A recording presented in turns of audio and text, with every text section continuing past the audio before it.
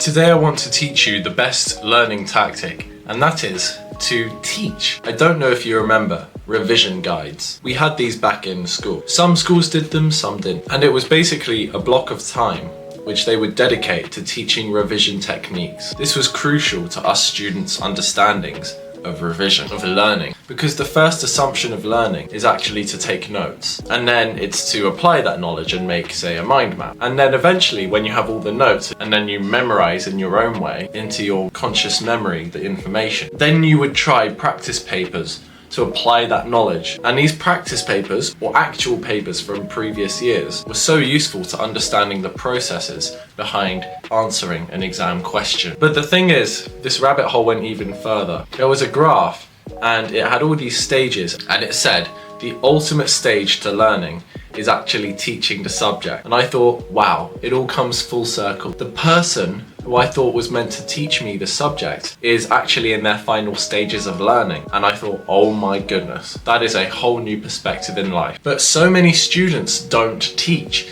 Why is that? When I learned Spanish, they actually taught us to try and teach our family members Spanish, and that they would grow and learn beside us. And that was actually surprisingly effective because it got us to use our critical thinking skills to the maximum. It got us to really think about what we were teaching. Teaching gives you certain skills that active note-taking or revision doesn't give you, like actually conveying knowledge on a topic. Whereas when you are writing an answer to the past paper question, you are putting the knowledge on paper. Are you exactly training yourself to be able to recite more knowledge in a shorter amount of time? No. Where teaching comes into this is that it forces your brain to be quicker and faster when coming up with the answers or solutions. And this doesn't just apply to any GCSE or A-level topic. It applies to everything you learn. Say if you wanted to study the chances of candidates winning in the upcoming general election in the UK, you would want to do your research on the topic, recite what you learn, and tell a family member.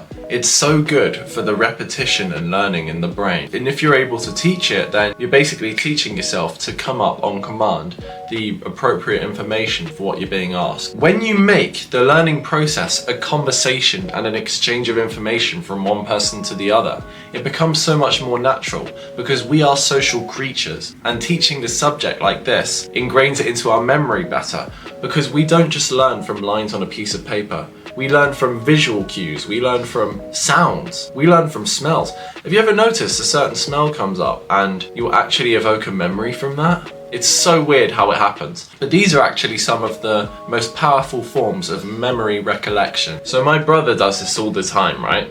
He tells me about modern Britain and the Crusades. He did an A-level on that and he's just finished that. But he spoke so much about the topic. It's like by default, we considered him to be the genius of the topic. And to be honest, he really is. And he is so good at critical thinking and telling us where things went right and where things went wrong. So how will I apply this principle of teaching is the best way to learn? Well, I'm going to do this with my YouTube channel.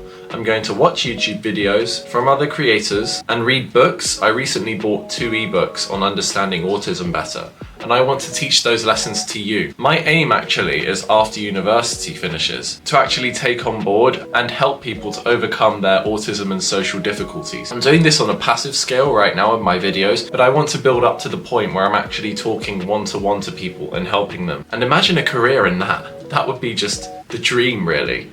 I get to socialize, I don't have to commute somewhere I don't like, I don't have to be sleep deprived. I can just help people by teaching them. And you don't have to be a conventional teacher in this day.